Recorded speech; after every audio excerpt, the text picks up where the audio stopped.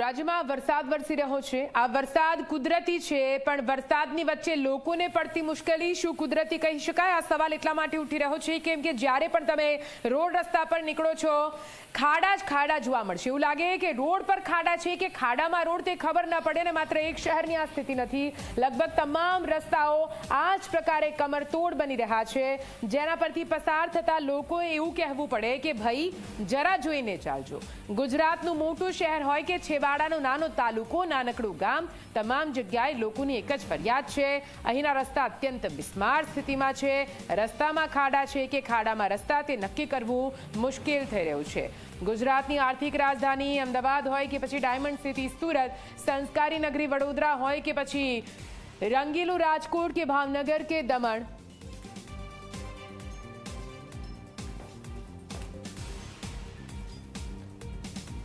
તમામ શહેરો, તમામ ગામડામાં આ જ પ્રકારની પરિસ્થિતિ જોવા મળી રહી છે। અને વિકાસ કે પછી વિનાશ, એ સવાલ ઉઠે। એ તમામ દ્રશ્યો આપને બતાવીશું।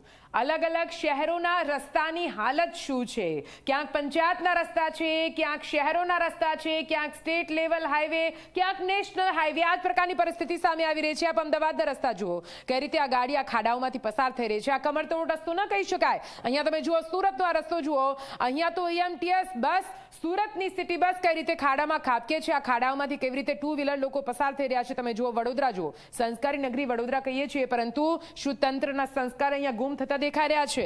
રાજકોટમાં જુઓ, રાજકોટમાં પણ આ જ પ્રકારની પરિસ્થિતિ, કઈ રીતે અહીંયા ખાડાઓ છે, અહીંયા રોડ ક્યાં દેખાય છે, સવાલ ઉઠે છે।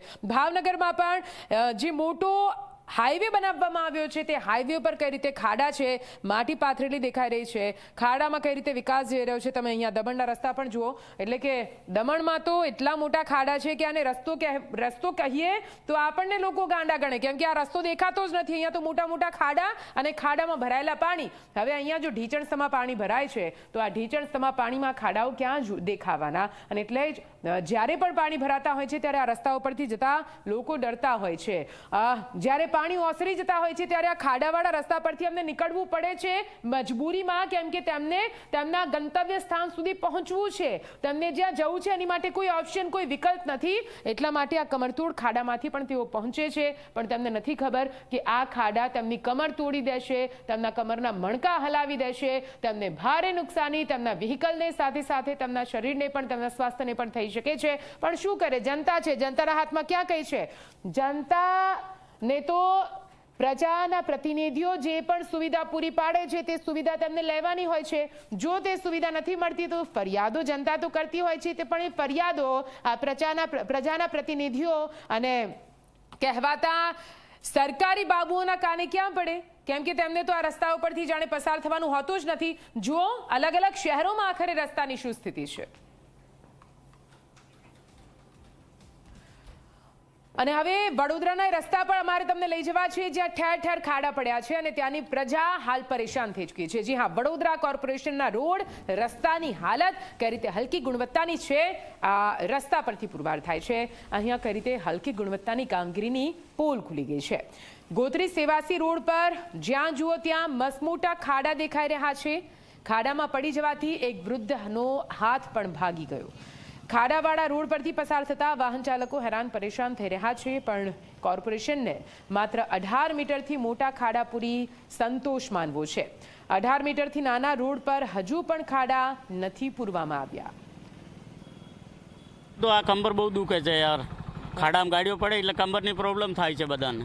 તો શું કહેશો, આ પૂરવા જોઈએ કે નહીં પૂરવા? પૂરવા જોઈએ, પણ આ કોર્પોરેશનવાળા ધ્યાન જ નહીં આપતા, શું કરવાનું એનો? કેટલા મોટા મોટા ખાડા છે? ખાડા મોટા છે, આનાથી મોટા છે, પાણીમાં ભરેલા દેખાતા નથી। આ તો ઠીક છે, પાણી ઉતર્યું એટલે દેખાય છે, બાકી બહુ તકલીફ પડે છે અહીંયા। નાના પર ગળીઓમાં કોઈ આવતા જ નથી પૂરવા, એવું છે। મોટી રોડ ઉપર તો પૂરી દે, કારણ કે દરેક દેખાય છે, એટલા માટે। ખાડા તો ડર લાગે પડી જવાનો? અરે પડી જવાનું લાગે, લોકો પડી જાય છે ને, ડર શું લાગે, પડી જ જાય હકીકતમાં, એવું છે। આ પાણી છોડે છે, એમાં પડી ગયો હું, હાથ ભાગી ગયો મારો।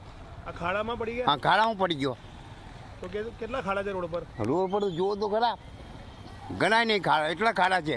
પૂરવા નથી આવતા આ લોકો? કોઈ નહીં આવતું, ખાલી બસ વોટ લેવા આવે, પછી પતી ગયું એમનું કામ, એ કઈ મળવા નહીં આવતો।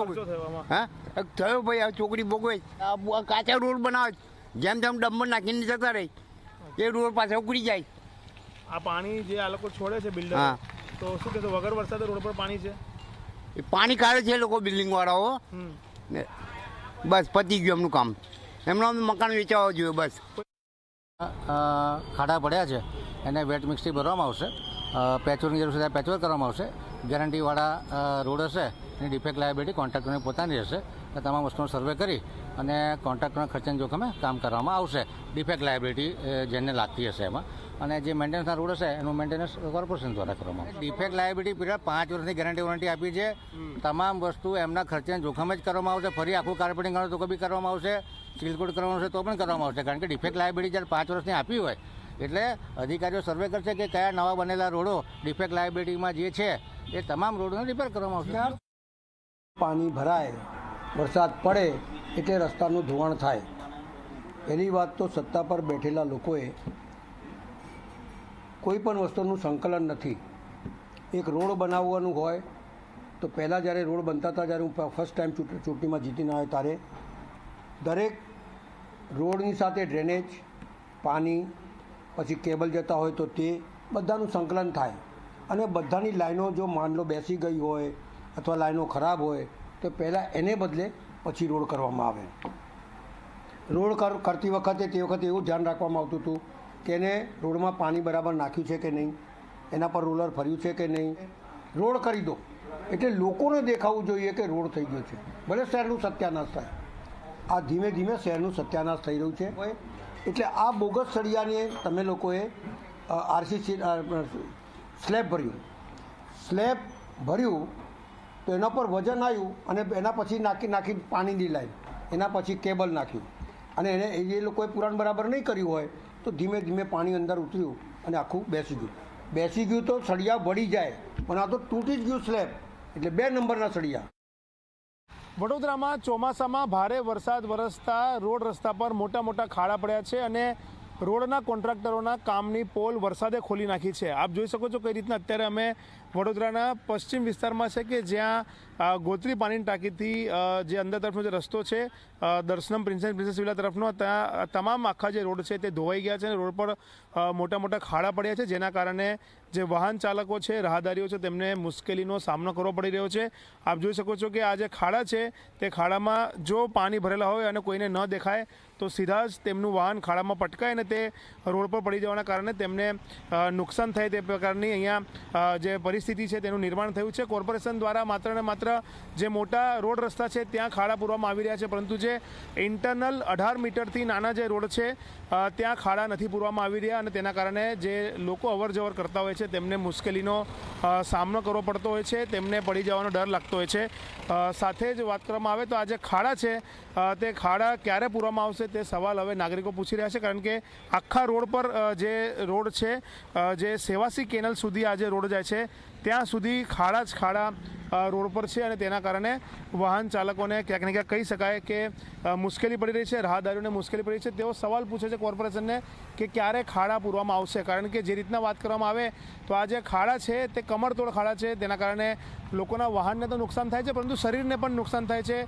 કોઈને કમરનો દુખાવો, સાંધાનો દુખાવો, આ તમામ દુખાવો પણ થતો હોય છે. ત્યારે કોર્પોરેશને વિચારવું જોઈએ કે જે રોડ રસ્તા નવા બન્યા છે તેના પર ખાડા કઈ રીતના પડી જાય તે સવાલ અહીંયા ઉઠવા પામી રહ્યો છે. કેમેરામેન મુકુંદ દવે સાથે રવિ અગ્રવાલ, ઝી મીડિયા, વડોદરા.